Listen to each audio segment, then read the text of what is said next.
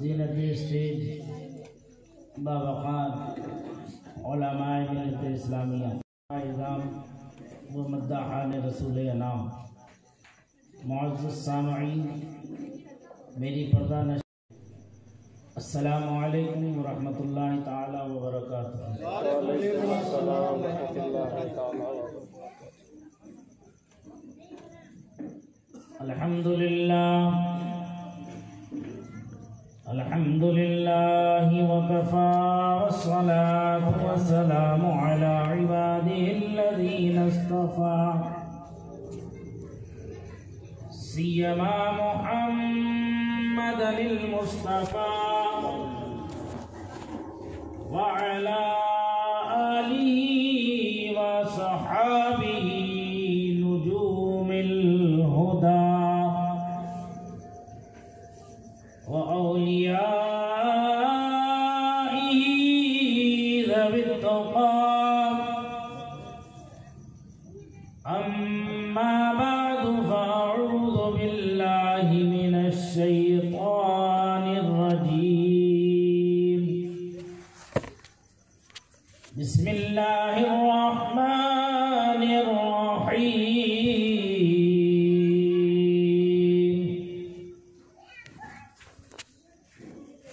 يا أيها الذين آمنوا اتقوا الله وكونوا مع الصادقين،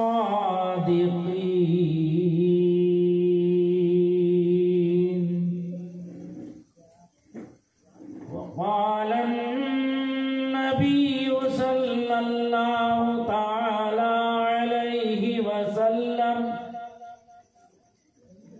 المرء مع من أحب أو وصدق رسوله النبي الأمين الكريم الرؤوف الرحيم، ونحن على لمن الشاهدين والشاكرين، والحمد لله رب العالمين۔ امدادكن یا رسول اللہ، خدا امدادکن یا شہید کربلا، یا دافع کرب و بلا، شہزادہ گلگوں قبا، یا سیدہ امداد کن، قادریم نعرہ یا غوث اعظم میزنم، دمز شیخ احمد رضا خان قطب عالم میزنم۔ میرے معزز بزرگوں، دوستوں، عزیز ساتھیوں، آئیے ہم اور آپ اللہ تعالیٰ کی عطا کردہ توفیق سے کچھ سننے، سمجھنے اور اس پر عمل کرنے سے پہلے اپنے آقا و مولا حضور احمد مجتبیٰ حضرت محمد مصطفیٰ صلی اللہ تعالیٰ علیہ وسلم کی بارگاہ بے کس پناہ میں انتہائی ادب و عقیدت، احترام و محبت کے ساتھ بآواز بلند ایک مرتبہ درود پاک کا نذرانہ پیش کریں، پڑھیں اللہم صلی علی سیدنا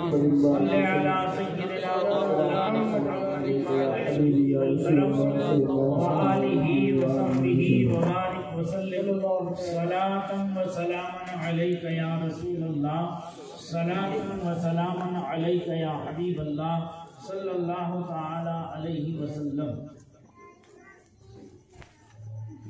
ہمارے نوجوانان اہل سنت و جماعت این ہوسہڑلی چتردرگا تعلق ہاسپٹل تعلق کی جانب سے اپنے آقا و مولا حضور سید عالم نور مجسم صلی اللہ تعالیٰ علیہ وسلم کی بارگاہ اقدس میں یہ خراج عقیدت دعا ہے کہ اللہ تعالیٰ اسے اپنے کرم سے قبول فرما لے. اس میں ہر طرح سے جو بھی نقص کمی آئی ہو اپنے کرم سے اسے معاف فرما دے. اور یہ محفل اس پوری بستی کے مسلمانان اہل سنت اور ہم سب شرکائے بزم کے لیے ذریعہ بخشش، نجات اور مغفرت کا سامان بنا. آمین. میرے مخلص گرامی مقام حضرت علامہ مولانا سید رفیق صاحب قادری برکاتی رضوی نوری دامت معالیہم نے مجھے یہاں کے پروگرام کے لیے حکم فرمایا. خواہش ظاہر کی کہ میں اس پروگرام میں شرکت کروں، تو ان کے ذریعے جناب افضل صاحب سے رابطہ ہوا، پھر سید صاحب سے رابطہ ہوا، الطاف صاحب سے، اور میں آپ حضرات کی خدمت میں حاضر ہو گیا. یہاں آ کر کے دیکھا تو دل باغ باغ ہو گیا. اس دیہات کے علاقے میں بھی یہ بیداری سنیت کی اور اپنے دین سے لگاؤ اور محبت دیکھ کر کے دل کو خوشی ہوئی. اور دل سے دعا کرتا ہوں اللہ تعالیٰ آپ سب کو، ہم سب کو اور ہم سب کی نسلوں کو مذہب اہل سنت و جماعت اور مسلک رضا پر قائم و دائم فرمائے اور اسی پر استقامت فی الدین، تسلط فی الدین کی دولت سے مالا مال فرمائے. میری مائیں بہنیں بھی یہاں موجود ہیں. میں ان سے مخلصانہ گزارش کرتا ہوں کہ چند لمحات وہ بہت غور سے گفتگو کو سماعت کریں. ایسی محفلیں بار بار میسر نہیں آتی. ہم اور آپ نے دیکھا ہے پچھلے سال بھی آپ نے یہ محفل سجائی ہوگی، اس سال بھی آپ نے یہ محفل سجائی ہے.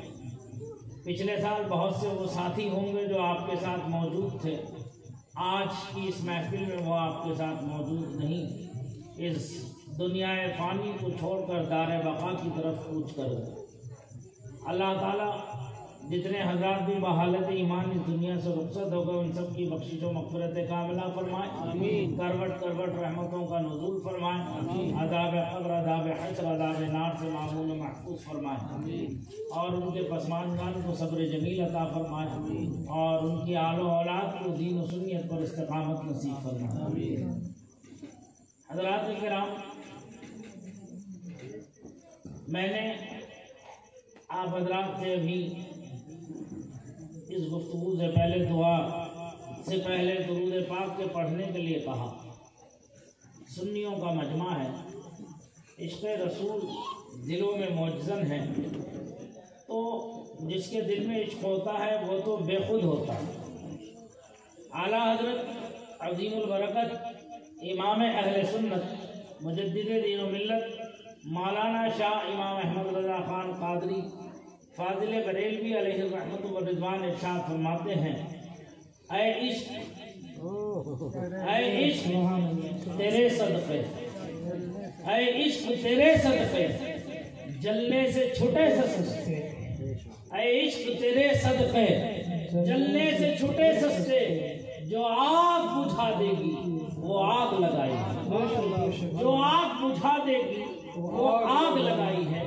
تو یہ مجمع تو عاشقان مصطفیٰ جان رحمت کا ہے. تو عشق جو ہے چھلکتا ہے، جب پیالہ بھرتا ہے، کٹورا بھرتا ہے تو وہ چھلکنے لگتا ہے.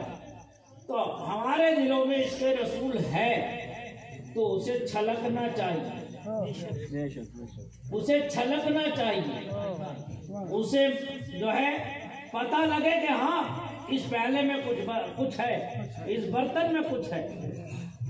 میرا مزاج چیخم پکار کا نہیں، ہاتھ پیر پھینکنے کا نہیں. میں مدرس آدمی ہوں، مدرسے میں پڑھانے والا ایک چھوٹا سا حفیظ سا ادنا سا معمولی سا طالب علم ہوں. مجھے واضح کرنا آتا نہیں. میں یہ سمجھتا ہوں کہ جیسے مدرسے میں بیٹھ کے کچھ بچوں کو میں پڑھا لیتا ہوں، ایسے ہی میں اپنے قوم کو بھی کچھ درس دینے کی کوشش کرتا ہوں۔ آپ حضرات اگر توجہ کے ساتھ، یکسوئی کے ساتھ سنیں گے تو انشاءاللہ بہت سی چیزیں آپ لے کر کے یہاں سے اٹھیں گے۔ ان جلسوں میں شرکت کرنے کا مقصد صرف یہ نہیں بیٹھے نعرے لگا دیے، واہ واہ کر لیا، سبحان اللہ الحمدللہ کہا، یقیناً اس کا ثواب تو ملے گا، لیکن جب واپس پلٹ کر کے گئے، آپ سے کسی نے پوچھا کہ کہاں سے آ رہے ہو، کہا واس کی محفل سے آ رہے ہیں۔ کیا تھا وہاں؟ ارے بڑے غضب کے مقرر آئے تھے، بڑے غضب کے عالم آئے تھے، بہت اچھی تقریریں کر رہے تھے۔ وہ آپ سے کوئی پوچھے تو کیا کہا انہوں نے، یہ تو بتاؤ، انہوں نے کیا نصیحت کی، کیا بات بتائی، یہ تو بتاؤ۔ تو اب وہاں چپ ہے، کہتے کیا بھائی کیا ہو گیا؟ رکھو جی بوجھ مجھے یاد ہی چلیے، چھوڑو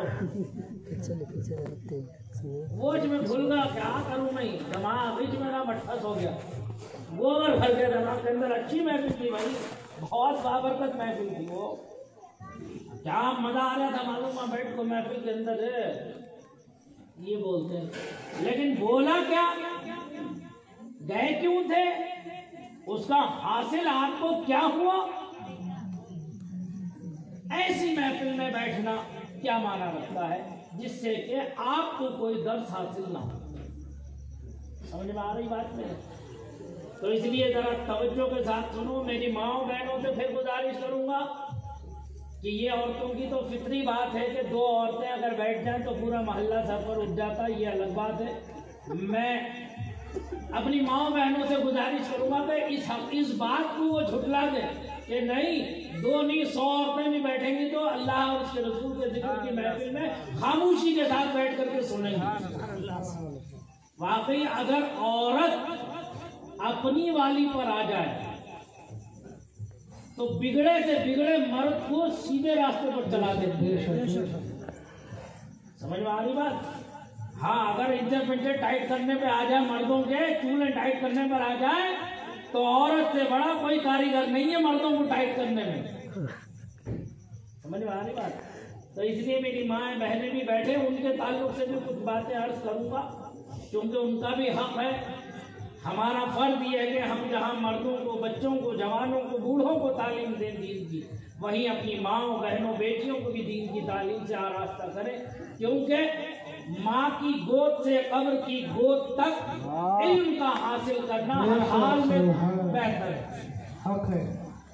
بوڑھا ہو جائے آدمی یہ سوچے کہ میں اب علم کیسے حاصل کروں گا، یہ تو بوڑھا ہو جاتا ہے لیکن علم بوڑھا نہیں ہوتا۔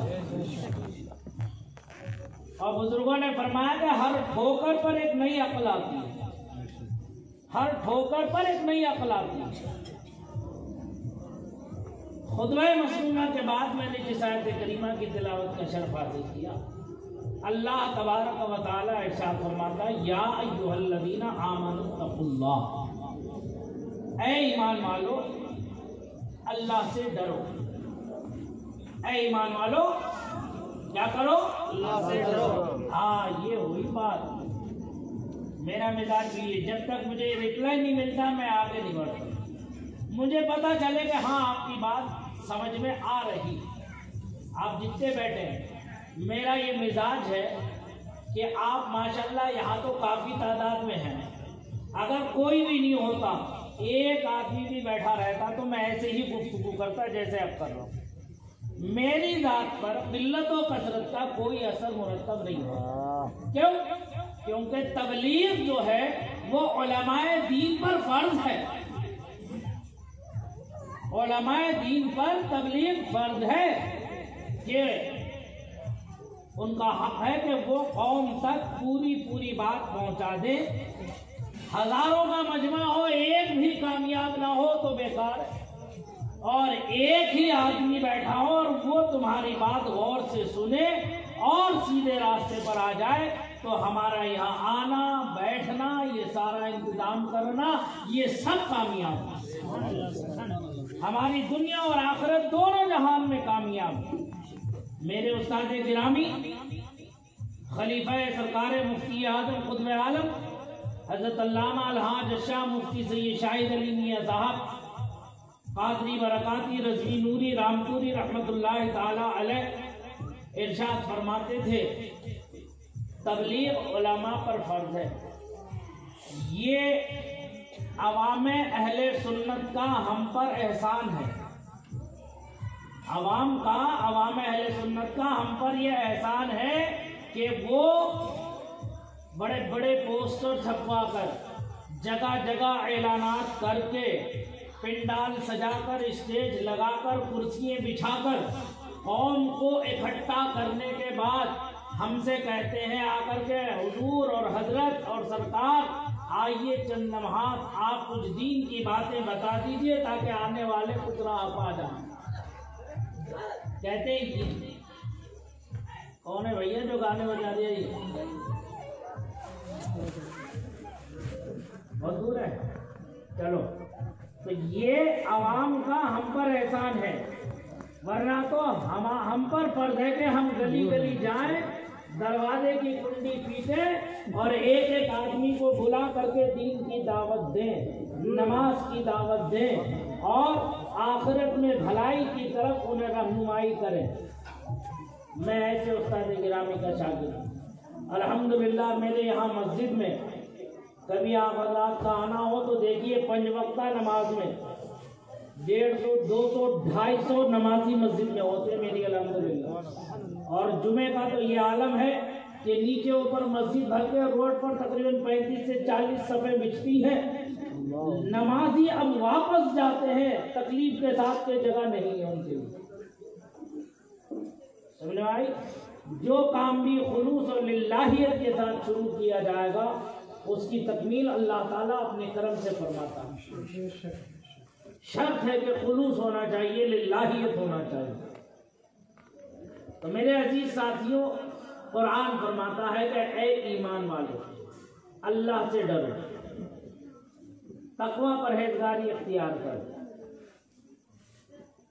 اور سچوں کے ساتھ ہو جاؤ، اچھوں کی سنگت اختیار کرو۔ اللہ سے ڈرنا کیا معنی ہے؟ یہاں حکم ہے ایمان والوں کے لیے۔ کس کے لیے؟ ایمان والوں۔ توجہ ہے آپ کی بھائی، پیچھے تک ہے توجہ؟ ہاں، یہاں حکم کس کے لیے ہے؟ ایمان والوں کے لیے ہے۔ ایمان والا کون ہے؟ ایمان والا کون ہے؟ جو لا الہ الا اللہ محمد الرسول اللہ صلی اللہ تعالی علیہ وسلم کو زبان سے پڑھے اور دل سے اس کی تصدیق کرے، اللہ کے حلال کو حلال جانے، اس کے حرام کو حرام جانے، اس کے جائز کو جائز سمجھے، اس کے ناجائز کو ناجائز جانے، جس کام کے کرنے کا اس نے ہمیں حکم دیا ہے وہ کام ہم کریں، جن کاموں سے رکنے کا اس نے حکم دیا ہے ان کاموں سے باز آ جائے۔ اس پر عمل کرنے والے کو مومن کہتے ہیں۔ سمجھ میں آ رہی بات؟ کلمہ طیبہ آقا کائنات نور مجسم صلی اللہ علیہ وسلم ارشاد فرماتے ہیں من قال لا الہ الا اللہ دخل الجنہ، جو لا الہ الا اللہ کہے گا وہ جنت میں داخل ہوگا۔ جو لا الہ الا اللہ کہے گا وہ جنت میں داخل ہوگا۔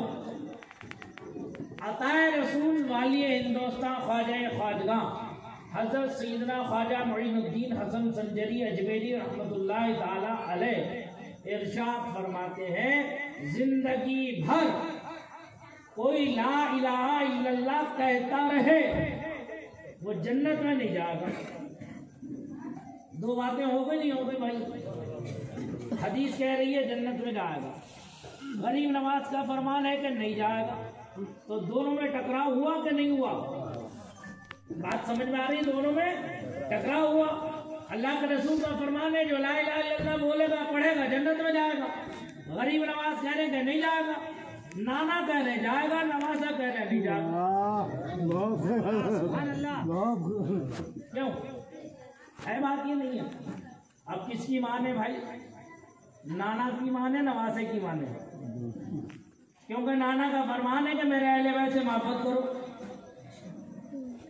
میرے اہل بیت کشتی نوح کی طرح ہے، جو اس کشتی میں سوار ہوگا نجات پا جائے گا، منزل مقصود کو پہنچ جائے گا. قرآن کہتا ہے قُلْ لَا أَسْأَلُكُمْ عَلَيْهِ أَجْرًا إِلَّا الْمَوَدَّةَ فِي الْقُرْبَى، میں تمہیں دعوت دین دینے تبلیغ کرنے کا کوئی صلہ تم سے نہیں مانگتا سوائے اس کے کہ تم میرے قرابت دار ہو. میرے اہل بیت اطہار سے محبت کرو، آل رسول سے محبت کرو. تو نوازے ہیں، غریب نواز نانا ہے مصطفیٰ جان رحمت، وہ کہتے ہیں کہ جو ہے جنت میں جائے گا، غریب نواز کہنے نہیں جائے گا. اب یہ مسئلہ کیسے حل ہوگا؟ اللہ اللہ قربان جائے اعلیٰ حضرت عظیم البرکت امام اہل سنت کی ذات کا، کتنے پیارے انداز میں اس مسئلے کا حل کرتے ہوئے نظر آئے. فرماتے ہیں سنو، کلمہ طیبہ کے 2 جز ہیں. کتنے جز ہیں؟ 2 جز یعنی 2 پارٹ ہیں.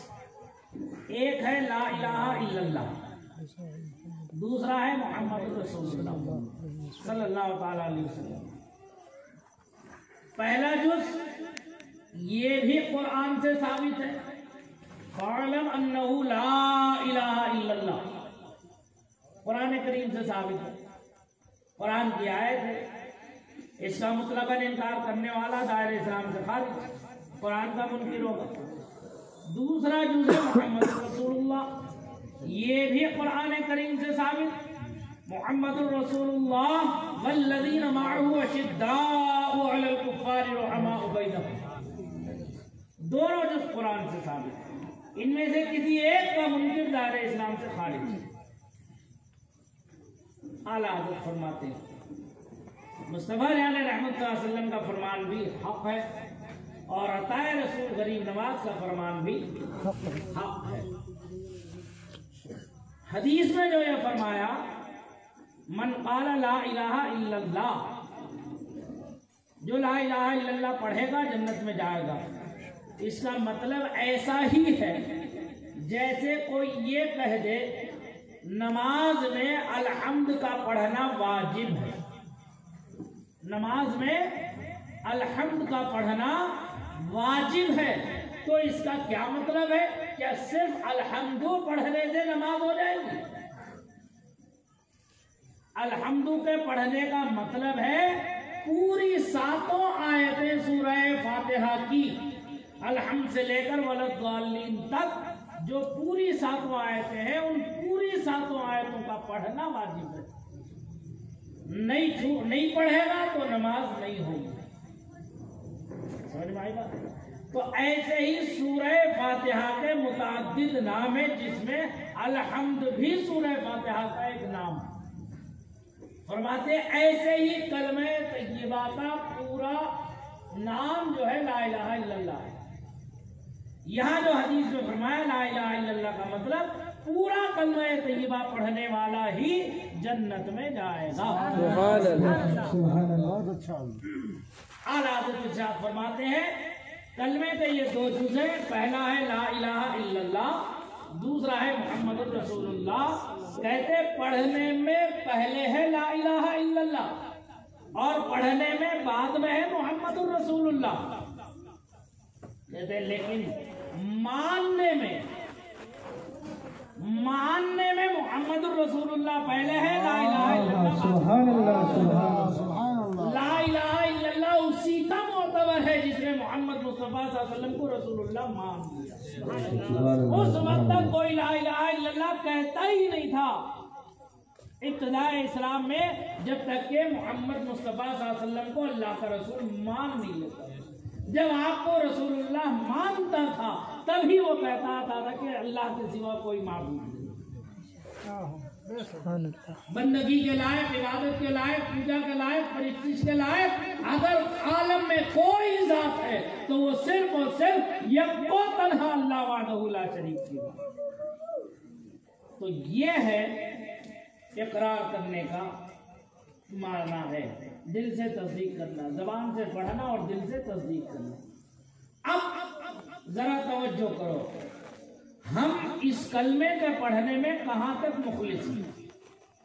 بھیا معلوم کہ سونے کا ٹائم ہو گیا، لیکن کیا کروں، مجھے ٹائم یہ ملا ہے، لیکن تھوڑی دیر جاگو تو جو ہے انشاءاللہ العزیز کچھ نہ کچھ بات مل جائے گی تمہیں۔ کیا کہہ رہا تھا میں جملہ؟ ارے ابھی تو جملے سے پہلے کوئی جملہ بولا میں نے، بتاؤ یا اللہ کون سی دنیا میں واپس آ جاؤ عالم بالا میں، عالم ارواح سے عالم اجسام میں آ جاؤ، جسموں کی دنیا میں آ جاؤ، روحوں کی دنیا سے نکل کے۔ لا الہ الا اللہ کا مطلب کیا ہے؟ لا الہ الا اللہ پڑھنے والا کیا اپنے اس قول میں سچا ہے؟ یہی تو کہا تھا میں نے۔ کیوں؟ ذہن حاضر رکھو بھائی، ذہن حاضر رکھو۔ لا الہ الا اللہ پڑھنے کا مطلب کیا ہے، مقصد کیا ہے؟ ذرا غور کرو، میں اپنے اندر، آپ اپنے دلوں میں جھانکو، اپنے عمل میں دیکھو، کیا ہم سچے ہیں اپنی بات میں یا جھوٹے ہیں ہم؟ لا الہ الا اللہ کا پڑھنے کا مطلب یہ ہے کہ ہر بھلائی، ہر خیر، ہر فلاح، ہر کامیابی سب اللہ وحدہ لا شریک کی جانب سے۔ آج چونکہ 30 تاریخ ہو گئی ربیع الاول کی، اب مغرب کے بعد سے پہلی تاریخ ہو گئی 11ویں شریف۔ آؤ ایک واقعہ سیدنا غوث اعظم رضی اللہ تعالیٰ عنہ کا بھی عرض کر دیا 11ویں کی مناسبت سے، تو یہ جملہ آپ کے قریب اور قریب آ جائے گا، ذہنوں کے قریب ہو جائے گا جملہ۔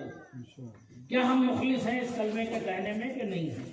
ہمیں اللہ کی ذات پر یقین ہے کہ نہیں ہے؟ سیدنا غوث اعظم محبوب سبحانی ربانی شیخ عبد القادر جیلانی رضی اللہ تعالی عنہ جو ہے واعظ فرما رہے، تقریر کر رہے ہیں، مسرت پر بیٹھے ہوئے، مسرت پر بیٹھے تقریر کر رہے ہیں۔ آج ہم اس کے محتاج ہیں لاؤڈ اسپیکر کے اپنی بات کو، آواز کو پہنچانے کے لیے، لیکن سرکار غوث پاک رضی اللہ تعالی عنہ جب واعظ فرماتے تھے 70 ہزار کا مجمع آپ کے واعظ میں ہوتا ہے۔ جتنی آواز سامنے بیٹھنے والا سنتا تھا، اتنی ہی آواز اخیر میں بیٹھنے والے کو آتی، آواز میں کوئی فرق نہیں رہتا تھا۔ یہ غوث اعظم کی کرامت۔ واعظ فرما رہے ہیں، اچانک دیکھا کہ مجمع جو ہے، بھیڑ جو ہے وہ پھٹ گئی، دو جگہ بٹ گئی، کچھ ادھر کو بھاگ گئے اٹھ کے، کچھ ادھر کو بھاگ گئے۔ بھیڑ کو چیرتا ہوا ایک سانپ آیا، مجمع کو چیرتا ہوا ایک سانپ آیا، آنے کے بعد وہ مسرت پر چڑھا، مسرت پر چڑھ کر آپ کی طرف کو بڑھا۔ آپ واعظ فرما رہے ہیں، آپ کے دامن میں داخل ہوا، دامن میں داخل ہو کر گریبان سے جو ہے اس نے اپنا منہ نکالا، منہ نکال کر غوث پاک رضی اللہ تعالیٰ عنہ کے منہ پہ سانپ نے اپنا منہ رکھا، لیکن غوث اعظم کے جسم میں کوئی جنبش، کوئی حرکت ایسی نہیں تھی کہ جو خوف کا کہیں احساس ہوتا ہو، ڈر کا کہیں احساس ہوتا ہو۔ آپ برابر واس کر رہے ہیں، غوث پاک وہ سانپ آپ کے منہ پر منہ رکھنے کے بعد منہ سے ہٹاتا اور آپ کے کان پر اپنا منہ رکھتا ہے، کچھ کہتا ہے، پھر واپس گریبان سے نکلتا ہے، مسرت پر آتا ہے، مسرت سے زمین پر آتا ہے، زمین سے آ کے نکل کے چلا جاتا ہے۔ مجمع جو منتشر تھا وہ جمع ہو گیا، جمع ہونے بعد جب واعظ کی محفل ختم ہو گئی، سرکار غوث پاک نے واعظ مکمل کر لیا، تو اس کے بعد جو ہے ہر دور میں ہر بزرگ کا کوئی نہ کوئی ایسا خادم جو منہ چڑھا ہوتا ہے، جسے کہتے ہیں بہت قریبی خداموں میں کچھ لوگ ایسے ہوتے ہیں بے تکلفی میں، وہ کچھ نہ کچھ اپنی بات کہہ دیتے ہیں اپنے شیخ سے۔ غوث پاک کے بھی خداموں میں کچھ ایسے تھے جو قریب آئے، آنے بعد میں کہا حضور کیا ماجرا تھا، کیا واقعہ تھا، یہ کیا ماجرا تھا؟ تو سرکار غوث پاک فرماتے تمہیں کیا ہوا تھا جو تم بھاگ گئے؟ کہتے حضور وہ سانپ تھا، کہیں کاٹ لیتا، زہریلا تھا، زہر تھا اس کے اندر. تو غوث پاک فرماتے ہیں وہ آیا ہمارے پاس تھا، تم کیوں بھاگے تھے؟ وہ کہتے ہیں حضور آپ کے پاس کیوں آیا تھا، اس کی کیا وجہ تھی آپ کے پاس آنے کی؟ تو کہتے ہیں عبد القادر کی زبان پر، یعنی شیخ عبد القادر سرکار غوث پاک اپنے آپ کو کہتے ہیں عبد القادر کی زبان پر یہ کلمات آ گئے تھے. وہ کلمات کیا تھے؟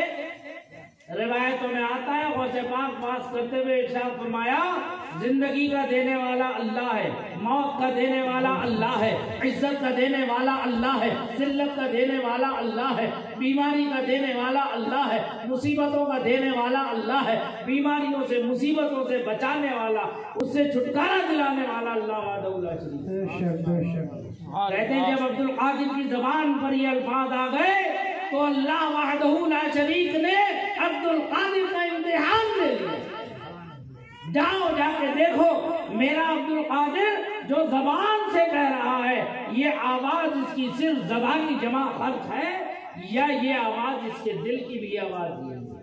کیا عبد القادر مجھے قادر مانتا ہے، رازق مانتا ہے، توانا مانتا ہے، مالک مانتا ہے، مختار مانتا ہے؟ کیا مانتا ہے مجھے میرا عبد القادر؟ جاؤ جا کے امتحان لو، آزمائش. کہتے وہ سانپ آیا، میرے جسم میں کوئی حرکت نہیں تھی، کوئی جنبش نہیں تھی، میں استقامت کے ساتھ اللہ کی ذات پر یقین کامل رکھ کر کے میں اپنی گفتگو کرتا رہا. وہ سانپ دامن میں داخل ہو کر گریبان سے نکلا، میرے منہ پہ منہ رکھا، پھر کان پر یہ منہ رکھ کے یہ کہتا ہوا مجھ سے رخصت ہو گیا کہ اے عبد القادر جیلانی، اس منزل میں بہت سے لوگوں نے دعویٰ کیا اس چیز کا، لیکن جب وہ آزمائے گئے، ان کا امتحان لیا گیا تو وہ اپنے اس امتحان میں ناکام ہو گئے، لیکن تم اپنے رب کے فضل و کرم سے کامیاب و بامراد ہو. یہ ہے لا الہ الا اللہ کا مطلب. ایسا ہی یقین اور اعتماد اور بھروسہ اللہ کی ذات پر مومنین کو ہونا چاہیے، مومنین کو ہونا چاہیے. اگر یہ یقین نہیں ہے تو پھر ہمارا ایمان کیا رہے گا؟ سرکار فرماتے ہیں جب تیری نیکی تجھے خوش کر دے، تیری نیکی تجھے خوش کر دے اور تیرا گناہ تجھے رنجیدہ کر دے، تیری نیکی تجھے خوش کر دے اور تیرا گناہ تجھے رنجیدہ کر دے، تو تو اپنے کو صاحب ایمان سمجھ، تو تو اپنے کو صاحب ایمان سمجھ کے ہاں تیرے دل میں ایمان کی روشنی باقی ہے، اسے جلا بخش، اسے ہوا دے، اسے گرمائی دے، اسے چنگاری، اس چنگاری کو ہوا دے کے اسے جو ہے جوالا مکھی بنا دے. ایمان مضبوط ہونا چاہیے، عقیدہ مضبوط ہونا چاہیے. اور سرکار فرماتے ہیں اگر کوئی گناہ کر رہا ہو تو اللہ نے اگر تمہیں طاقت دی ہے، قوت دی ہے، تو اس کو اس گناہ سے روکنے کے لیے ہاتھ کا استعمال کر سکتے ہو، تو اپنے ہاتھ سے اسے روکو، یعنی اسے گناہ کرنے سے روکو. اگر اللہ نے تمہارے پاس یہ طاقت نہیں دی ہے، کیونکہ یہ طاقت کسے ملتی ہے؟ حکومت وقت. بادشاہ اسلام کو طاقت ہے کہ وہ ڈنڈے کے بل پر اسے روک دے گناہ کرنا.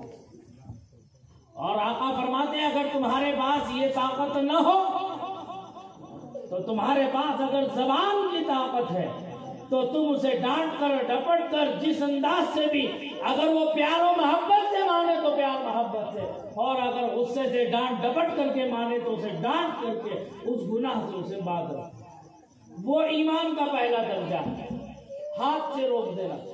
یہ ایمان کا دوسرا درجہ ہے، زبان سے روک دینا. آقا ارشاد فرماتے ہیں نہ تم ہاتھ سے روک سکو، نہ تم اسے زبان سے روک سکو، تو کم سے کم اس کے اس فعل بد کو، جو عمل جو گناہ وہ کر رہا ہے، اس گناہ کو اپنے دل میں گناہ کو سمجھو کہ وہ کام غلط ہے، گناہ ہے. آقا فرماتے ہیں اگر یہ احساس بھی یعنی گناہ کا گناہ ہونے کا احساس بھی تمہارے دل سے جاتا رہا تو پھر تم اپنے ایمان کی خیر مناؤ کہ تمہارا ایمان کہاں۔ آج جو ہمارا یہ معاشرہ بگڑ رہا ہے، ہمارا جو معاشرہ خراب ہو رہا، اس لیے کہ ہمارے بڑوں نے چھوٹوں کو ہدایت کرنا چھوڑ دیا اور ہمارے چھوٹوں نے بڑوں کا ادب و احترام کرنا چھوڑ دیا۔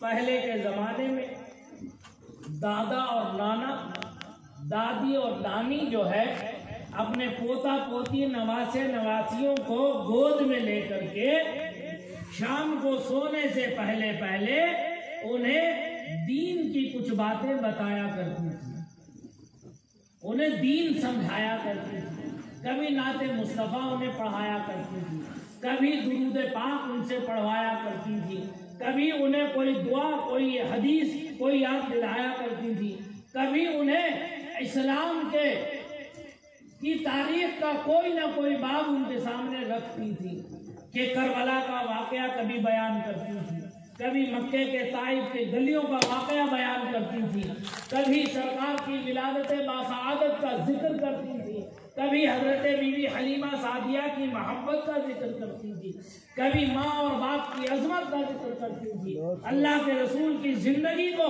ان کے سامنے وہ پیش کرتی تھی، قصے کہانیاں حکایتوں کی زبان میں۔ یہ میرے بزرگ بیٹھے جن کی داڑھیاں سفید ہو گئی ہیں، ان کے دادا دادی نے ان کے ساتھ یہی حسن سلوک کیا، لیکن آج ہم اپنی اولاد کے ساتھ کیا کریں؟ ہم کہہ رہے ہیں محلہ بگڑ گیا، بستی خراب ہو گئی، فلاں کا گھر خراب ہو گیا، ہماری اولاد بڑی نافرمان ہو گئی، ہماری اولاد بڑی نکمی ہو گئی، باپ کی تو عزت ہی نہیں کرتی، ماں کی قدر نہیں کرتی۔ ارے جس کے لیے حدیث پاک میں فرمایا گیا کہ صبح اٹھ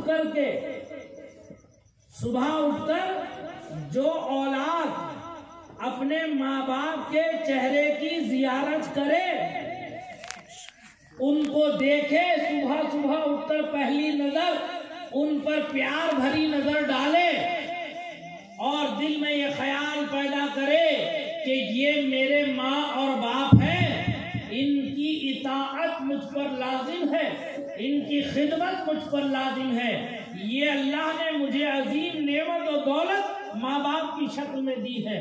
بس اس پیار بھری نظر ڈالنے پر اللہ کے رسول صلی اللہ علیہ وسلم فرماتے ہیں اللہ تعالیٰ اس بندے کے نامہ اعمال میں ایک حج کا ثواب لکھ دیتا ہے۔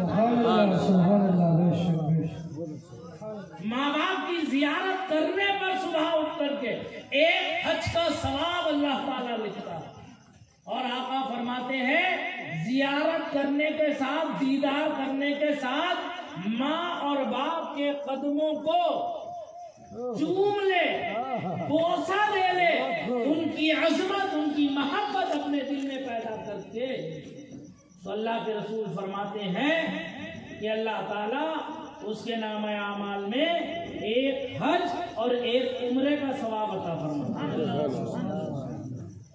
اب ذرا مجھے یہ بتاؤ، اللہ کو گواہ بنا کر بتاؤ کہ تم میں کون صبح اٹھ کر اپنے ماں باپ کی زیارت کرے گا؟ کون پائے گا یہ حج کا ثواب؟ کیا بات، کوئی نہیں پائے گا؟ یا اللہ، ہاتھ اٹھا، شرم گاہی کی بات ہے بھائی، دین کے معاملے میں، اسلام کے معاملے میں شرم گاہی کی ہے۔ جس کے ماں باپ ہیں وہ ہاتھ اٹھائے کہ میں اپنے ماں باپ کی عظمت کروں گا، میں اپنے ماں باپ سے محبت کروں گا۔ ماں اور باپ کے قدم، ماں کے قدموں میں جنت ہے۔ کون ہے ہم میں؟ یہ نوجوان کیوں بیٹھے ہیں خاموشی کے ساتھ؟ کیوں تمہیں نہیں کرنا اپنے ماں باپ کی عزت؟ ہاتھ اٹھاؤ پہ، ہے کوئی نعرہ لگانے والا تمہیں؟ نعرہ تکبیر، اللہ اکبر، نعرہ رسالت، نعرہ حیدری، علماء اہل سنت، مسلک اعلی حضرت، نعرہ تکبیر۔ اب آؤ پلٹ کے، اب اس کا برعکس دیکھو، یہ تو اولاد کے لیے حکم ہے کہ اولاد اپنے ماں باپ کی زیارت کرے، ان کے قدموں کو بوسہ دے، تو ایک حج ایک عمرے کا ثواب۔ کیوں؟ اس لیے کہ میرے ماں باپ ہیں، جس کے ماں باپ راضی ہیں اس سے رب راضی ہے، جس کے ماں باپ ناراض ہے اس سے رب ناراض ہے، جس سے رب ناراض ہو اسے پوری کائنات میں امان کون دے گا؟ ہے کوئی دینے والا امن؟ کوئی عافیت دینے والا، کوئی سلامتی دینے والا اللہ کے علاوہ ہے کوئی نہیں؟ اب یہی حال ان ماں باپ کا ہے جنہیں اللہ نے اولاد جیسی عظیم نعمت دی ہے، وہ صبح صبح اٹھ کر کے اپنی اولاد کو پیار بھری نظر ڈالیں، یہ سوچ کر کے کہ یہ اللہ تعالی کی عظیم نعمت ہے جو میرے رب نے مجھے اولاد کی شکل میں عطا کی۔ سبحان اللہ۔ اگر اولاد کا احساس، اس کی عظمت کو جاننا ہے تو ان باتوں سے پوچھو، ان بے اولادوں سے پوچھو جن کے گھر میں اولاد نہیں ہے، وہ تڑپ رہے ہیں، بلک رہے ہیں، نہ جانے کتنے حکیموں کو، کتنے ڈاکٹروں کو دکھا لیا، کتنے پیر فقیر مولویوں کے چکر لگا لیے، دعا تعویذ گنڈوں کے انبار لگا دیے، دولت پانی کی طرح بہا دی، لیکن اولاد جیسی نعمت تھے وہ محروم رہے۔ ان کے دل سے پوچھو کہ اولاد نہیں ہونے کا دکھ کیا ہوتا ہے، وہ بتائیں گے تمہیں کہ اولاد نہیں ہونے کا دکھ کیا ہے۔ تو ایسے ہی صبح اٹھ کر کے ہر وہ ماں باپ اپنی اولاد پر پیار بھری نظر ڈالیں کہ یہ اللہ کی عظیم نعمت ہے جو مجھے میرے رب نے، میرے خالق، میرے مالک، میرے رازق، میرے پالنہار نے مجھے اولاد کی شکل میں عطا کی ہے۔ صرف اس پیار بھری نظر ڈالنے سے، یہ سوچ کر کے اس کی تعلیم و تربیت، اس کی دیکھ ریکھ، اسے زیور علم و عمل سے آراستہ و پیراستہ کرنا یہ میرے ذمہ ہے۔ اسے اچھے اخلاق سکھانا، اچھی سوسائٹی میں بٹھانا، اچھی باتیں بتانا، ہر بری باتوں سے اپنی اولاد کو روکنا، یہ میرے رب کا عظیم انعام ہے جو مجھ پر ہے، اس کی حفاظت کرنا یہ مجھ پر فرض ہے۔ یہ سوچ کر اولاد پر پیار بھری نظر ڈالے صبح اٹھ کر، تو اللہ کے رسول فرماتے ہیں ماں باپ بھی ثواب سے محروم نہیں تھے، اللہ تعالیٰ انہیں بھی ایک حج کا ثواب عطا فرماتا، ماں باپ کو بھی ایک حج کا ثواب عطا فرماتا، اور یہی احساس لے کر نعمت خداوندی کا شکر ادا کرتے ہوئے اپنی اولاد کی پیشانی کو بوسہ دینا، چوم لینا کہ یہ میرے رب کی نعمت ہے، اس کا حق مجھ پر فرض ہے، اسے ادا کرنا مجھ پر فرض ہے، اس نعمت کو سنبھال کے رکھنا مجھ پر فرض ہے۔ یہ سوچ کر اولاد کی پیشانی کو بوسہ دے دیں تو ایک عمرے کا ثواب بھی اللہ تعالیٰ سبحان اللہ۔ اولاد ماں اور باپ کے قدموں کو بوسہ دے، ماں اور باپ اولاد کی پیشانی کو چوم لے، اسے بوسہ دے دے، تو اللہ تعالیٰ ان دونوں کو اجر و ثواب سے محروم نہیں فرمائے گا۔ میں امید کرتا ہوں کہ آپ حضرات اس پر عمل کریں گے۔ عمل کی توفیق تو اللہ ہی دیتا ہے میرے دوستوں اور ساتھیوں، کسی کے کہنے سے کوئی عامل نہیں بن جاتے۔ اللہ مجھے بھی اس پر عمل کی توفیق دے اور آپ کو بھی اس پر عمل کی توفیق دے۔ ماں اور باپ کی عظمت، ماں اور باپ کا وقار ہمیں کس سے ملا؟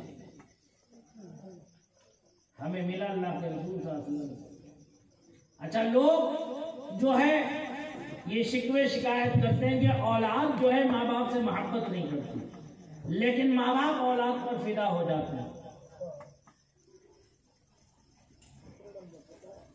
سمجھ رہے ہیں آپ میری بات کو؟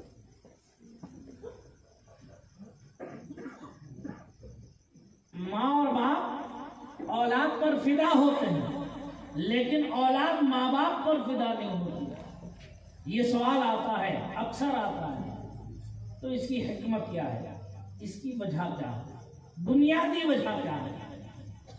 تو اس کی بنیادی وجہ سنو۔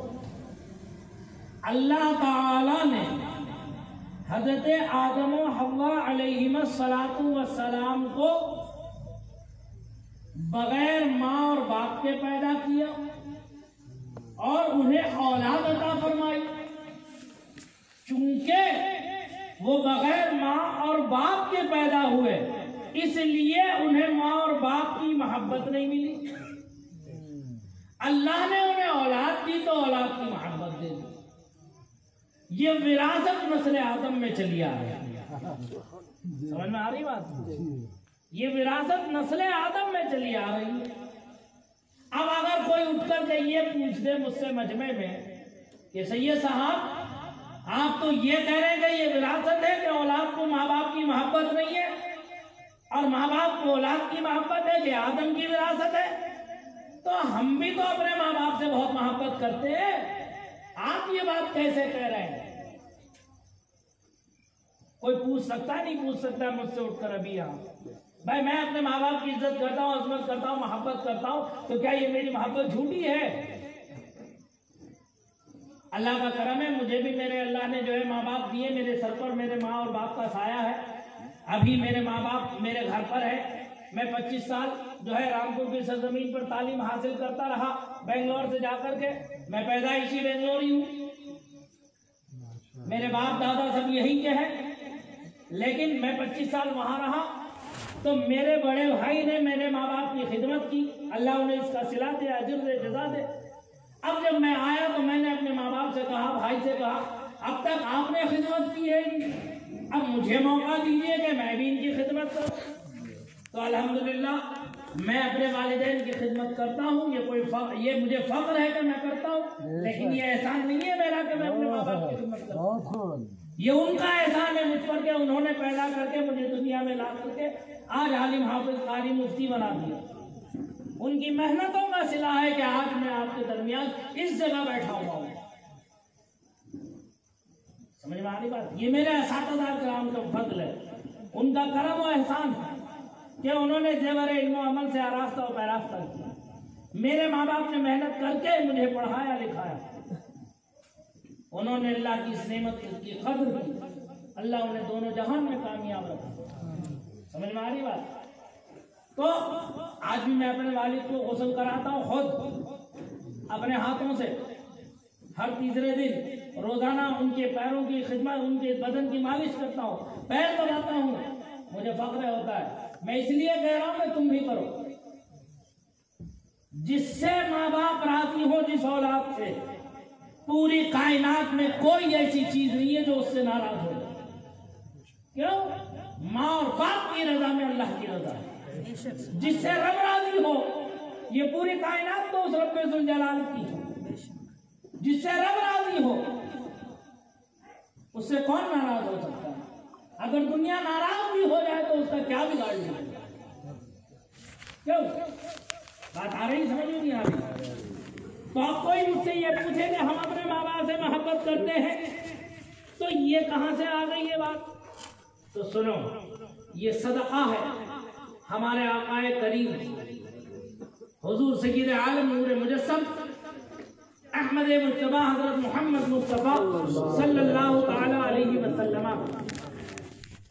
کہ انہوں نے ماں اور باپ کی عظمت کو سکھایا اور بتایا. ایک موقع ہے، سرکار کعبۃ اللہ میں جلوہ بار ہیں، کعبے سے ٹیک لگا کے بیٹھے ہیں، صحابہ کا جھرمٹ. اچانک دیکھا کہ ایک عورت سامنے سے آ رہی ہے، ایک عورت سامنے سے آ رہی ہے. انہیں دیکھتے ہی سرکار جو ہے اپنی جگہ سے کھڑے ہو گئے. حضور صلی اللہ علیہ وسلم اپنی جگہ سے کھڑے ہو گئے. جیسے وہ تشریف لائے تو آپ جو کملی شریف اوڑھتے تھے، کملی مبارک، وہ آپ نے اتاری. ان کے آنے سے پہلے اسے زمین پر بچھا دیا. بچھانے کے بعد انہیں اس کمبل پر بٹھالا جو سرکار اوڑھتے تھے. اب وہ کمبل کیسی تھی معلوم؟ اللہ اللہ، حضرت ام المومنین عائشہ صدیقہ عفیفہ رضی اللہ تعالی عنہا فرماتی ہیں ایک مرتبہ سرکار حجرے سے باہر تشریف لے گئے کسی کام سے. سرکار کی کمبل شریف، جو کمبل شریف ہے وہ تھی، وہ کمبل اٹھا کر میں نے اوڑھ لی. سرکار کی کمبل میں نے اوڑھی. کہتی ہیں جیسے میں نے کمبل اوڑھی تو مجھے ایسی موسلادھار بارش نظر آئی, اتنی تیز بارش ہوتی ہوئی نظر آئی. اب میں سوچ رہی ہوں یا اللہ اتنی تیز بارش ہو رہی ہے, اور اتنے میں دیکھا کہ آقا کریم تشریف لا رہے ہیں. ام المومنین کہتی ہے میں نے جلدی اللہ کے رسول کو چھو کے دیکھا, آقا کہیں سے بھیگے ہوئے نہیں ہے لیکن موسلادھار بارش ہو رہی ہے. اے میرے آقا اتنی تیز بارش ہو رہی ہے لیکن آپ ذرا سا نہیں بھیگے.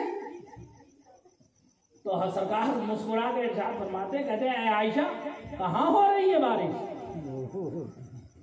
اللہ کے رسول فرما رہے ہیں اے عائشہ کہاں ہو رہی ہے بارش؟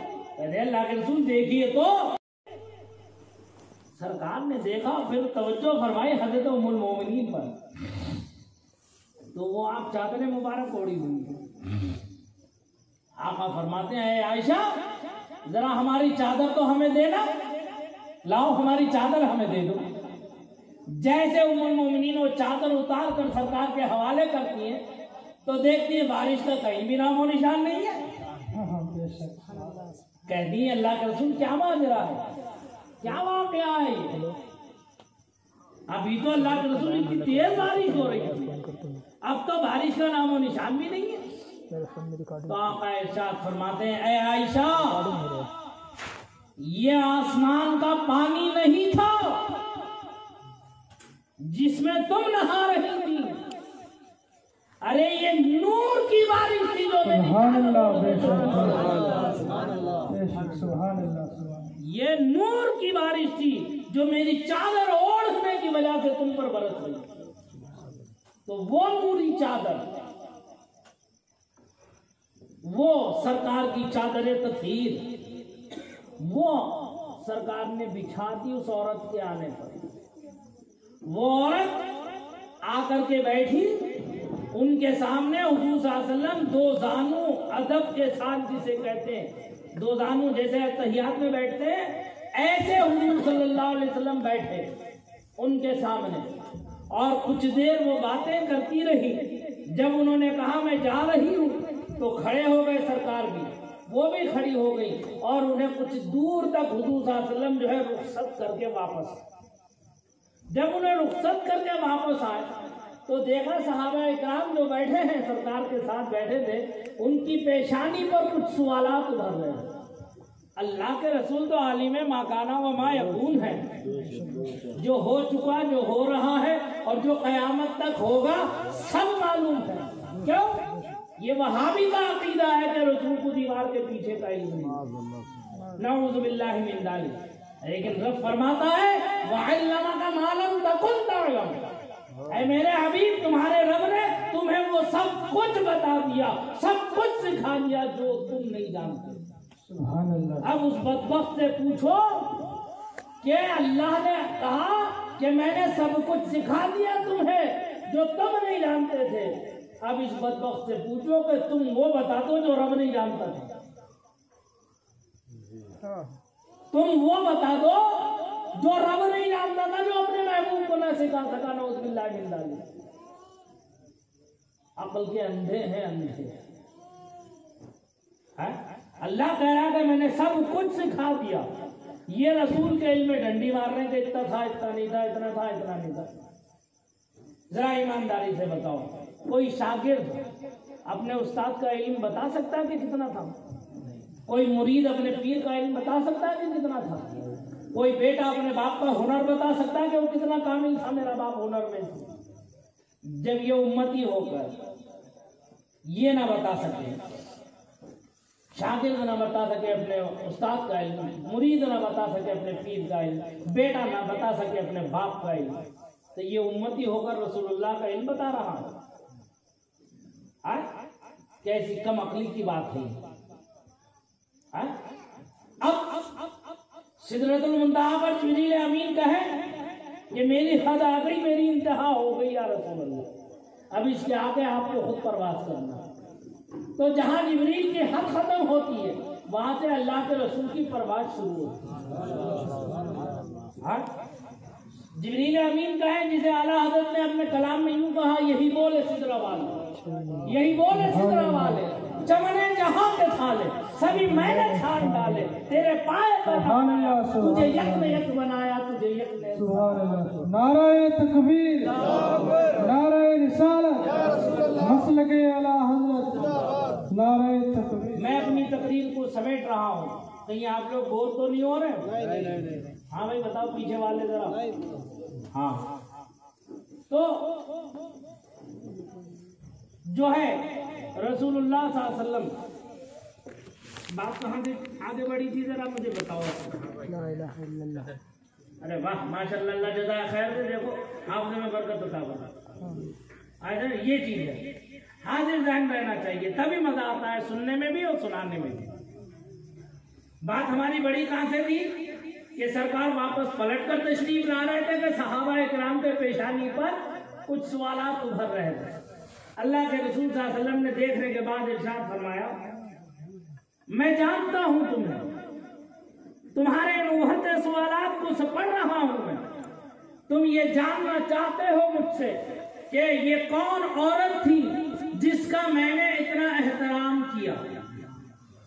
صحابہ اکرام کہتے ہیں ہاں اللہ کے رسول، ہم نے آج تک ایسا اہتمام کسی عورت کے لیے آپ کا نہ دیکھا ہم نے۔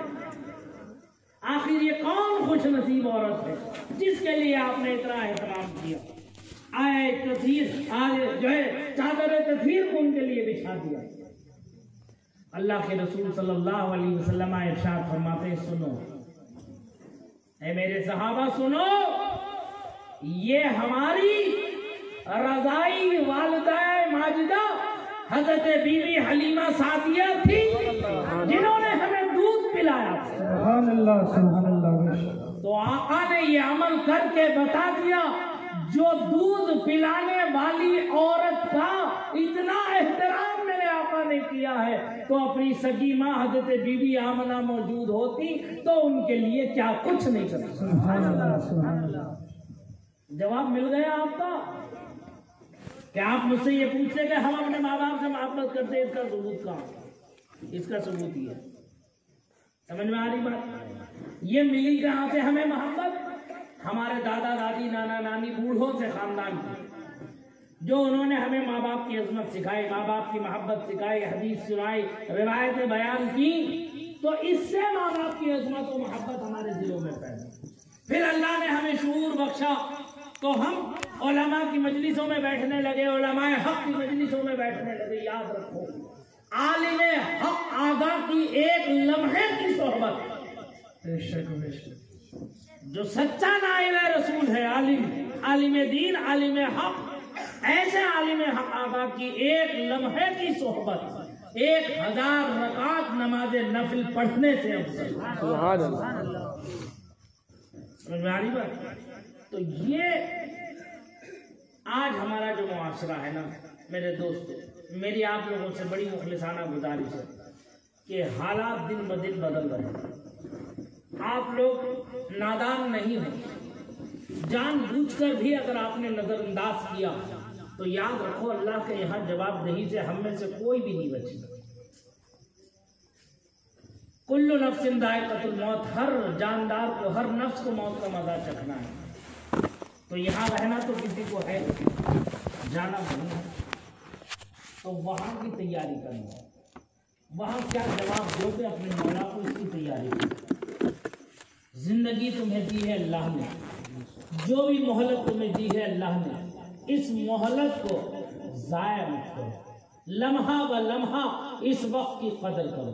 جس نے وقت کی قدر کی وہ دونوں جہان میں کامیاب رہے گا، لیکن اگر کسی نے وقت کی ناقدری کی تو وقت تمہاری ایسی ناقدری کرے گا، ایسی ناقدری کرے گا کہ تمہاری داستان بھی داستانوں میں نہیں ملے گی۔ تمہیں کوئی یاد کرنے والا بھی نہیں ہوگا، تمہیں کوئی پوچھنے والا بھی نہیں ہوگا۔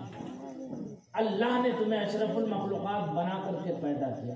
وَلَقَدْ كَرَّمْنَا بنی آدم کا تاج زریں تمہارے سروں پر سجایا، پچھلی امتوں پر تمہیں گواہ بنایا ہے، تم اپنی حیثیت کو کیوں نہیں پہچانتے؟ اپنے مقام و مرتبے کو کیوں نہیں پہچانتے؟ کل قیامت میں رسوائی اور ذلت سے کیوں نہیں بچنے کی کوشش کریں؟ ذرا اپنے دلوں پہ ہاتھ رکھو۔ ہم نے جو بھی زندگی ہماری گزر گئی 40-50 سال 60 سال کی یا 10-20-25-50 سال کی جو بھی زندگی ہم میں سے جوان بھی ہیں بوڑھے بھی ہیں بچے بھی ہیں، ذرا سوچو کہ ہم نے کیا کھویا کیا پایا، ہم نے کیا کھویا کیا پایا، اب ہم اپنے رب کو منہ کیا دکھائیں گے؟ اللہ کے رسول صلی اللہ تعالیٰ علیہ وسلم ایک موقع پر ارشاد فرماتے ہیں، صحابہ کا جھرمٹ ہے، حضرت ابو بکر صدیق سے پوچھتے ہیں، اے ابو بکر تم بتاؤ کہ موت کو اپنے سے کتنا قریب جانتے ہو؟ موت کو اپنے سے، میری مائیں بہنیں ذرا اگر توجہ دے لیں تو مہربانی ہوگی۔ نہیں آپ لوگ نہیں بولو، میں خود بول دوں گا، مجھے یقین ہے کہ میری مائیں بہنیں میری لاج رکھیں گی، میری بات کو سنیں گی۔ اللہ تعالیٰ انہیں جزائے خیر عطا فرمائے، علم و عمل میں برکت عطا فرمائے، ان کی گودوں میں برکت عطا فرمائے، ان کے گھروں میں ان کے آل و اولاد میں برکت عطا فرمائے۔ مجھے یقین ہے میری مائیں بہنیں میری بات پر توجہ دیں گی۔ سنو ذرا غور سے، عبرت کا مقام ہے، یہ دنیا فانی دنیا ہے، دار بقا کی طرف ہمیں سب کو جانا ہے، ہمیشگی کا گھر آخرت کا گھر ہے، ہمیں اس گھر کی طرف جانا ہے تو اس کی تیاری بھی ہمیں کرنا چاہیے۔ سرکار حضرت ابو بکر سے پوچھتے ہیں کہ اے ابو بکر تم بتاؤ کہ تم موت کو اپنے سے کتنا قریب جانتے ہو؟ تو حضرت ابو بکر صدیق رضی اللہ تعالیٰ عنہ عرض کرتے ہیں، یا رسول اللہ میں فجر کی نماز پڑھتا ہوں تو ظہر کی امید نہیں رکھتا، میں فجر کی نماز پڑھتا ہوں تو ظہر کی نماز کی امید نہیں رکھتا کہ میں نماز ظہر بھی ادا کروں گا۔ حضرت فاروق اعظم سے پوچھتے ہیں کہ اے فاروق تم بتاؤ کہ تم کتنا قریب جانتے ہو؟ تو کہتے ہیں اللہ کے رسول میں نماز ظہر پڑھتا ہوں تو عصر کی امید نہیں رکھتا۔ حضرت عثمان غنی سے پوچھتے ہیں کہ تم بتاؤ کہ موت کو کتنا قریب جانتے ہو؟ وہ کہتے ہیں یا رسول اللہ میرے ماں باپ آپ پر قربان جائے، میں نماز عصر پڑھتا ہوں تو مغرب کی امید نہیں رکھتا۔ حضرت مولا کائنات سے پوچھتے ہیں کہ تم بتاؤ تم کہاں تک جانتے ہو؟ تو کہتے ہیں یا رسول اللہ میں نماز مغرب پڑھتا ہوں تو عشاء کی امید نہیں رکھتا۔ جب جواب سن لیا سرکار نے سب کا تو آقا کائنات ارشاد فرماتے ہیں، ارے تم میں کوئی ہے جو محمد مصطفیٰ سے یہ پوچھے کہ وہ موت کو اپنے سے کتنا قریب جانتے ہیں؟ اللہ اللہ، کس کی ہمت ہوگی، کس کی جرأت ہوگی؟ وہ صحابی تھے وہابی نہیں تھے آج کے، کس کی ہمت ہوگی، کس کی جرأت ہوگی؟ جب سناٹا ہو گیا تو خود اللہ کے رسول صلی اللہ علیہ وسلم ارشاد فرماتے ہیں، سنو میرے امتیوں میرے صحابہ، سنو میں محمد ابن عبداللہ دانا سلام پھیرتا ہوں تو بھائی سلام کی امید نہیں رکھتا۔ دنیا دار فانی ہے، دار بقا آخرت کا گھر۔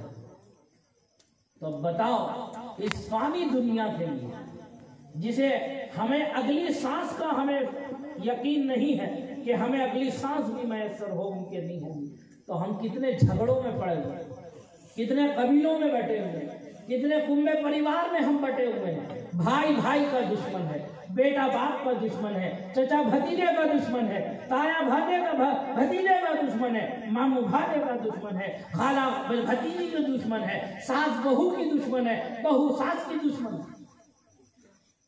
میرے حضرت فرمایا کرتے تھے عورت صنف نازک ہے، اس کی ایک فطری بات ہے، وہ کہتے ہیں کہ عورت کو ایک ہی شکوہ ہوتا ہے، کیا کہتی ہے؟ وہ کہتی ہے جب میں بہو بنی تو مجھے ساس اچھی نہیں ملی، جب میں بہو بنی تو مجھے ساس اچھی نہیں ملی، اور جب میں ساس بنی تو بہو اچھی نہیں ملی۔ یعنی خرابی میرے اندر نہیں ہے کچھ بھی، جو کچھ ہے دوسروں کے اندر ہے، میں تو بالکل دودھ کی دھل۔ جب میں ساس بنی تو بہو اچھی نہیں ملی، اور جب میں بہو بنی تو ساس اچھی نہیں ملی، یعنی خرابی مجھ میں نہیں ہے، جو کچھ ہے دوسروں میں۔ ایک عورت اپنے شوہر سے بہت ناراض تھی، بڑی پریشان تھی۔ وہ کہتی تھی बहुत शौहर भी बड़ा परेशान करता था, होते हैं कुछ लोग ऐसे भी बहुत परेशान करता था। वो ये कहती है, एक बुजुर्ग मोहल्ले के उधर से गुजरे तो कहने लगे, बेटी क्या हो गया, क्या बात है, क्यों परेशान है? तो कहती, चचा मियाँ क्या कहूँ, मेरा ये शौहर हर वक्त मुझे परेशान करता रहता, मारता रहता है। बस मेरी एक ही दुआ है, या तो अल्लाह इसे मौत दे दे या मुझे रान कर दे।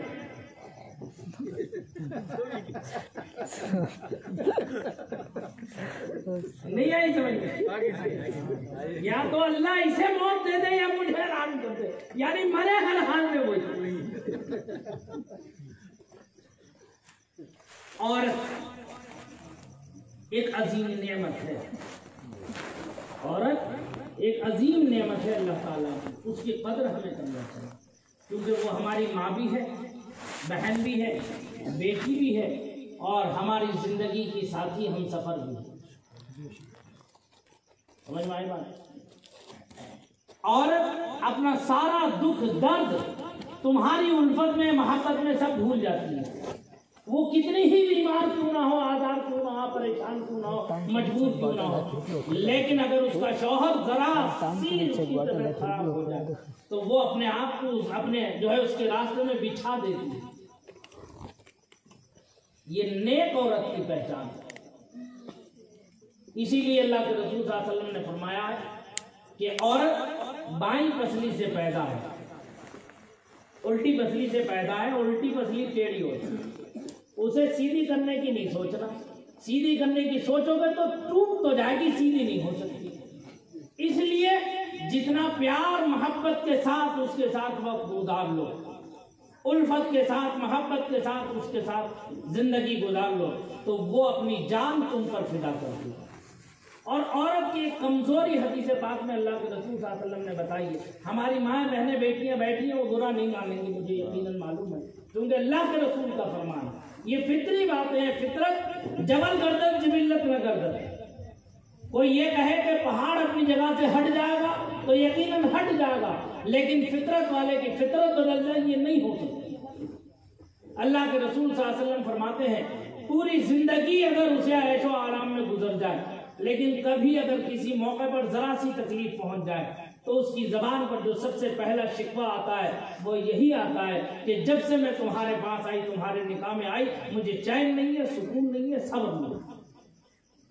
ये उसकी फितरी बात है। अगर ऐसी बात हो तो उसे नाराज नहीं होना चाहिए, उसे बशरी तकाज़ों की कमजोरी समझ करके उसे नजरअंदाज कर देना चाहिए। अगर तुम अपने घर की जिंदगी को अच्छे तरीके से गुजारना चाहते हो तो दोनों से कॉम्प्रोमाइज करके गुजारो। मियाँ बीवी दोनों एक गाड़ी के पहिए हैं, अगर एक भी खराब हो गया तो गाड़ी नहीं चलेगी, गाड़ी नहीं चलेगी। इसलिए दोनों के साथ हुस्न सुलूक करो। और ये जो निकाहों से पहले जो उल्फतें होती है, मोहब्बतें होती हैं, एक दूसरे को मैंने तुझे दिल दे दिया, तूने मुझे दिल दे दिया, मियाँ बीवी राजी तो क्या करेगा काजी, है?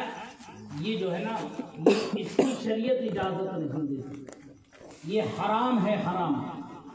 मेरी बहनें भी बैठी हैं, जवान जवान, वो भी सुन रही होंगी, जवान जवान भाई भी बैठे हैं, वो भी सुन रहे होंगे। याद रखो, नवाब रामपुर के निकाह में एक शायर ने एक कलाम पढ़ा था, बड़ा प्यारा कलाम था। उसका एक शेर था, उल्फत के बाद शादी, उल्फत के बाद शादी, नफरत का शाख खाना। उल्फत के बाद शादी, नफरत का शाख खाना, शादी के बाद उल्फत, शादी के बाद उल्फत, तकमील आदमियत, तकमील आदमियत। यानी निकाह से पहले पहले जो दोनों में चोंचें लड़ाई जाती है, इसका नुकसान निकाह के बाद होगा कि ये निकाह ज्यादा दिन नहीं चलते हैं। निकाह से पहले तो बड़े बड़े वादे होते हैं कि मैं तेज पर जान फिदा कर दूंगा, माल फिदा कर दूंगा, सब कर दूंगा, तू जो बोलेगी मैं तेरे लिए वो कर दूंगा। अगर आसमान से सुरैया तारे को लाओ तो मैं वो भी ले आऊंगा जाकर, जमीन खोद के सातवीं जमीन से हीरा निकाल के लाओ तो वो भी मैं ले आऊंगा तेरे लिए, बस तू राजी हो जा मुझसे निकाह कर। बस ये जो निकाह से पहले की जो मोहब्बतें होती हैं ये हमेशा कायम नहीं रहती, कायम ایک دوسرے کو ذلت و رسوائی ہی اٹھانا پڑتی ہے، اور نوبت طلاق کی آتی ہے کہ جو گھروں میں جا کر کے یہ ادھر کو بیٹھ جائے وہ ادھر کو بیٹھ جائے، خاندان کے خاندان لڑنے لگتے ہیں۔ اور جو نکاح کے بعد میاں اور بیوی میں جو الفت، محبت، مودت پیدا ہوتی ہے وہ ہمیشہ مرتے دم تک قائم رہتی ہے، چونکہ یہ حقیقی محبت ہوتی ہے، سچی محبت ہوتی ہے۔ اسی لیے فرمایا گیا ہے، اب بات آ گئی ہے تو میں عرض کر دوں، چونکہ مائیں بہنیں ہیں ان کا بھی حق ہے بھائی، میں کچھ ان کے لیے عرض کروں، چونکہ یہ حضرت سیدۃ النساء بی بی فاطمہ الزہرا کی کنیزیں ہیں، انہیں فخر کرنا چاہیے اپنے آپ پر کہ جنت میں عورتوں کی سردار حضرت فاطمہ ہے۔ اگر ان کی غلامی میں جانا ہے تو شریعت مطہرہ پر عمل کرنا پڑے گا، اللہ کے حلال کو حلال، حرام کو حرام سمجھنا پڑے گا، گھر میں اسلامی ماحول پیدا کرنا پڑے گا، کیونکہ ماں کی ہی پہلی گود ہوتی ہے۔ اگر ماں دیندار ہوگی، تقوی پرہیزگار والی ہو گئی، قرآن کی تلاوت کرنے والی ہوگی، نماز کی پابند ہوگی، تو اس کی پیدا ہونے والی اولاد جو اس کا دودھ پیے گی تو وہ نماز کی برکتوں بھرا دودھ پیے گی، روزے کی برکتوں بھرا دودھ پیے گی، تلاوت قرآن کی تلاوت اور اس کی عظمتوں والا دودھ پیے گی، تو وہ اولاد بھی دیندار ہوگی، متقی پرہیزگار۔ بے شک اگر ماں ہی اگر بگڑ جائے تو اس سے پیدا ہونے والی اولاد اس سے 10 قدم آگے بگڑی ملتی ہے۔ تو اس لیے مردوں کو چاہیے کہ وہ سب سے پہلے ماؤں، بہنوں، بیٹیوں، عورتوں کی تعلیم کا انتظام کریں، انہیں دین سکھائیں، سمجھائیں، تاکہ ان کی گود ہری بھری ہوگی تو دین سے بھری ہوگی، دین کی برکتوں سے ہری بھری ہوگی۔ تو اس لیے بچوں کو زیور علم و عمل سے آراستہ پیراستہ کرو، کیونکہ علم زندگی ہے اور جہالت موت ہے، علم روشنی ہے، جہالت اندھیرا ہے۔ سمجھ میں آ رہی بات؟ خود بھوکے رہ جاؤ لیکن اللہ کی دی ہوئی اس نعمت کی قدر کرو۔ ان بچوں کے دل کی سادہ تختی پر اللہ اور اس کے رسول کی محبت کو کندہ کرو۔ یہ دنیا میں کچھ بھی بن جائے، بڑے سے بڑا حاکم اعلیٰ بن جائے، افسر بن جائے، لیکن ان کے دلوں پر اگر اللہ اور اس کے رسول کی محبت ہوگی تو یہ کبھی گمراہ نہیں ہوگی، کبھی غلط راستے پر نہیں جا سکے۔ اگر ان کے دلوں پر اللہ اور اس کے رسول کی محبت نہیں کی، تم نے پیدا نقش نہیں کیا، تو پھر یہ گمراہ ہو جائے، اور یہ جتنے گناہ کریں گے اس سب کے گناہ میں برابر کے شریک ماں باپ ہیں۔ اس لیے فرمایا کہ جو ہے دین سیکھو، دین سمجھو، دین پر عمل کرو۔ یہ آج کے معاشرے کو سدھارنے کے لیے بہت ضروری ہے۔ میں اپنے دوستوں سے کہوں گا کہ نماز کی پابندی کروں۔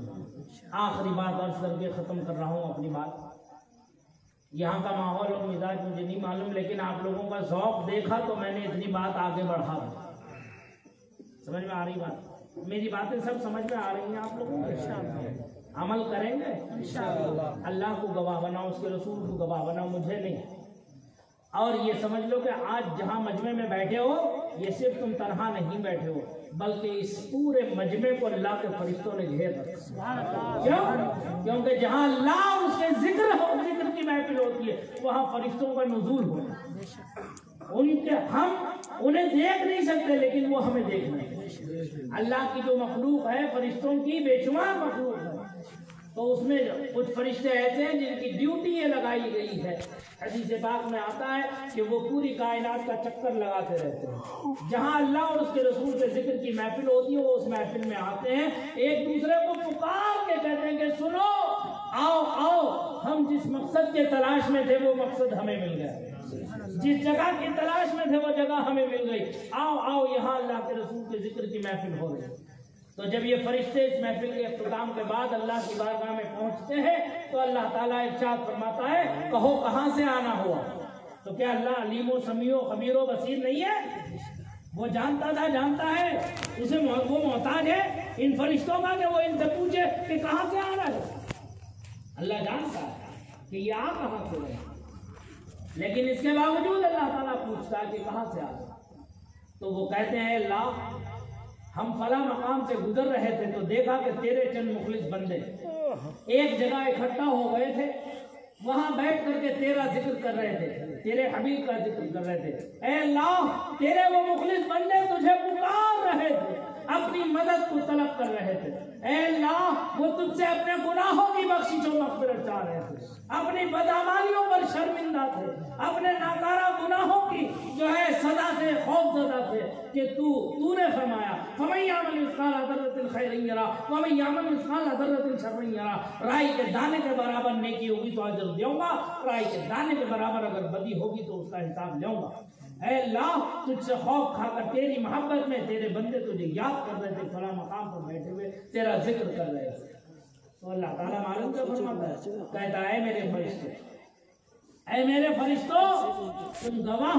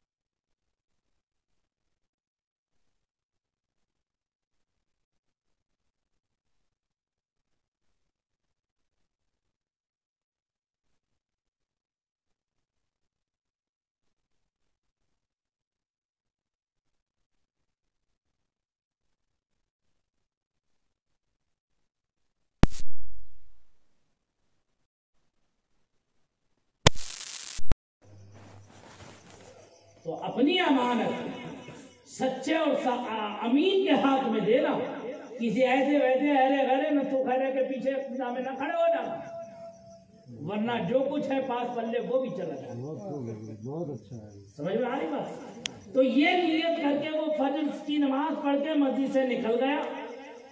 اب کوئی پھیری والا ہے، کوئی ٹھیلا لگانے والا ہے، کوئی پنچر جوڑنے والا ہے، کوئی کاروبار کرنے والا ہے، دکان پرچونی کی کھول کے بیٹھنے والا ہے، جنرل اسٹور کھول کے بیٹھنے والا ہے، مارکیٹ جانے والا ہے، سودا سلب لانے والا ہے، اور بہت سے دنیا بھر کی جو ذمہ داری ہے اس کے پاس وہ کرنے والا ہے۔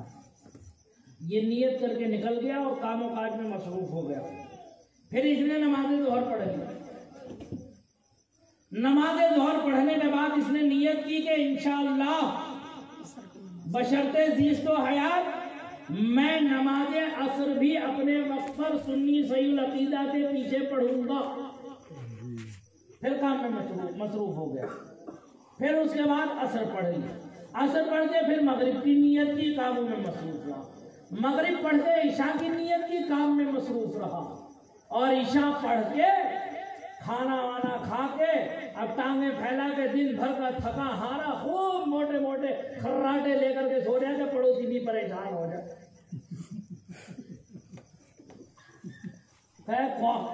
ہم کہاں آ گئے؟ کون سے محلے میں آ گئے؟ کون سی بستی میں آ گئے؟ یہ انسانوں کی بستی ہے یا جنات کی بستی؟ سمجھ آئے؟ ابھی ٹانگیں پھیلا کے بڑے مزے سے سو رہا یہ نیت کر کے کہ میں فجر کی نماز پڑھوں گا. معلوم ہے اللہ کے رسول صلی اللہ علیہ وسلم فرماتے ہیں اس نے جو نیت کی کہ اگلی نماز پڑھوں گا، اگلی نماز کے انتظار میں رہا، یہ دنیا بھر کے جتنے بھی کام کر لیے اس نے وہ سب کے سب فری فنڈ میں ہو گئے. یہ عین حالت نماز ہی لے رہا،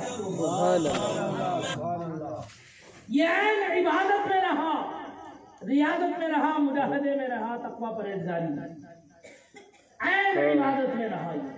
تو اب یہ بتاؤ کہ اللہ ہمارا کتنا کریم ہے، کتنا رؤوف الرحیم ہے. قدم قدم پر وہ ہم پر اپنی رحمتوں کے سائے کر رہا ہے، اپنی رحمتوں سے ہمیں ڈھانپ رہا ہے. تو کیا ہم نماز نہیں پڑھ سکتے؟ ہم نماز نہیں پڑھ سکتے؟ مسجد کو آباد نہیں کر سکتے؟ آج ہمیں یہ شکوہ شکایت ہے کہ ہماری مسجد فلاں نے کھینچ لی، ہماری مسجد فلاں نے چھین لی، ہماری مسجد پر فلاں نے یہ کر دیا، فلاں نے وہ کر دیا. ظاہر سی بات ہے جب کرسی خالی ہوگی، جب کرسی خالی ہوگی کوئی تو میاں بیٹھے گا اس پہ. کیوں؟ بولو ایمان دل پہ ہاتھ رکھ کے بتاؤ میری بات، جواب دو بھائی. جب کرسی خالی ہوگی تو کوئی تو بیٹھے گا اس پر. اگر تم خود پہلے سے بیٹھ جاتے تو کوئی کیوں بیٹھتا آ کر کے وہاں پر؟ اب پھر اس کے بیٹھنے پر یہ شکوے شکایتیں کائی کی. گھروں میں بے برکتی کا ذکر ہے. میں مدرس آدمی ہوں اس لیے بعد میں بات نکلتی رہتی ہے. اب ہمارے علماء کرام ذوی الاحترام یہاں جلوبار ہیں، میں ان کے سامنے تو طفل مکتب ہوں، میں کیا عرض کروں آپ لوگوں سے، لیکن ان کی دعاؤں کی برکت سے میں چند لمحات آپ کی خدمت میں حاضر ہوں. اللہ تعالیٰ سے دعا ہے کہ ہمارے تمام علماء جو یہاں موجود ہیں ان کے علم و عمل میں برکت عطا فرمائے، رزق میں برکت عطا فرمائے، عز و وقار خاندان و آل و اولاد میں برکت عطا فرمائے. علماء جو ہے ہماری عزت ہے، ہماری عظمت ہے، ہمارے سر کے تاج ہیں، کیونکہ یہ نائبین رسول ہیں. ان کا احترام ہم پر ہر حال میں لازم ہے، ان سے عقیدت و محبت ہر حال میں لازم ہے. بشری تقاضوں میں شیطانی وسوسوں سے، نفسانی خواہشات سے اگر کوئی غلطی سرزد بھی ہو جاتی ہے تو اسے نظر انداز کر کے علم کی جو برکت اللہ نے دی ہے، قرآن کی جو عظمت اللہ نے دی ہے علماء کو، اس کی ہمیں قدر کرنا چاہیے، اس کی ہمیں قدر کرنا چاہیے. الحمدللہ مجھے بے پناہ خوشی ہوتی ہے جب میرے گھر کوئی عالم دین آتا ہے، کوئی حافظ قرآن آتا ہے تو میں مچل جاتا ہوں اور اللہ سے دعا کرتا ہوں کہ میرے گھر میں بار بار یہ قدم لاتے رہے، ان کے قدموں کی برکت سے میرے گھر میں برکتیں آتی ہیں. بے شک. سمجھ میں آ رہی بات؟ اپنے علماء سے سچی محبت کے ساتھ وابستہ رہنا، ان سے وفادار رہنا، تبھی تمہاری دنیا بھی کامیاب ہوگی اور آخرت بھی کامیاب. سمجھ میں آ رہی بات؟ تو کیا ہم نماز کی نیت کر سکتے نہیں کر سکتے بھائی؟ دنیا بھر کا کام کاج کرو لیکن نماز کے لیے مسجد آ جاؤ، مسجد آباد کرو.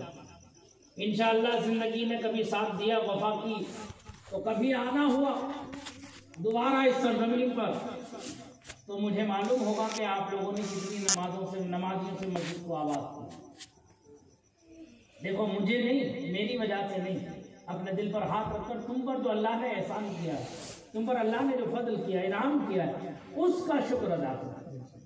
رب فرماتا ہے لئن شکرتم لازیدنکم، اگر تم میرے شکر گزار رہو گے تو میں اپنی نعمتوں میں اضافہ کر دوں گا. ولئن کفرتم، اور اگر تم نے کفران نعمت کیا، ان عذابی لشدید، میرا عذاب بڑا سخت ہے. جھوٹ بولنے سے بچنا، دھوکہ دینے سے بچنا، یہ مومن کی شان نہیں.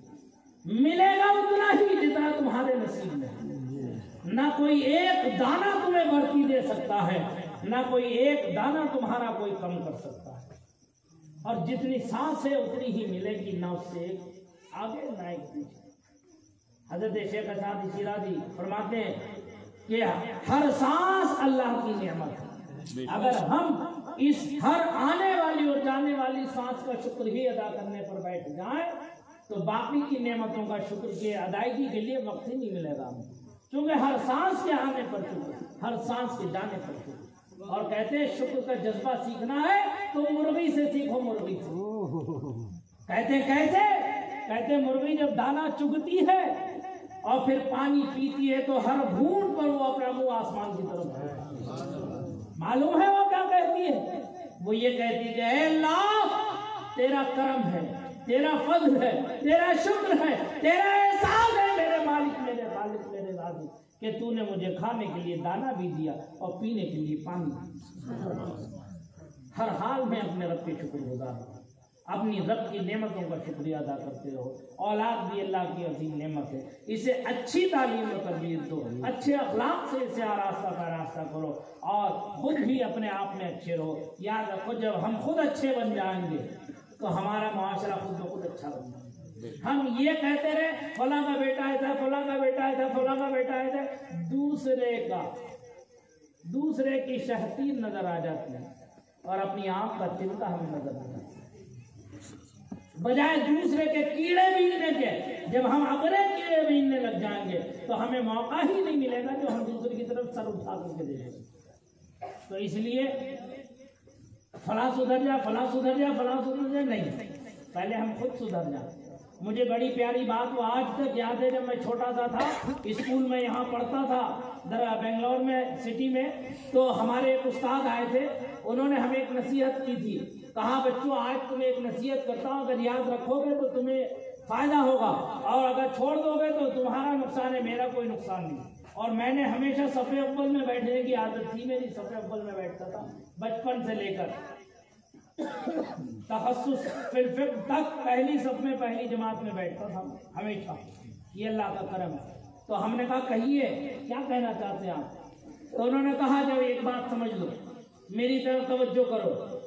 انہوں نے کہا، جب ہم نے کہا جی بتائیے، تو انہوں نے کہا اگر تم کسی سے یہ کہو ہاتھ اٹھا کر کے کہ تو برا ہے، ہاتھ اٹھا کر انگلی کے اشارے سے کہو کہ تو برا ہے، تو ذرا اپنے ہاتھ پر غور کر لو، اپنے ہاتھ پر غور کر لو کہ دو انگلیاں اس کی طرف جا رہی ہیں، ایک بڑھتی تمہاری طرف کو پلٹ رہی ہے.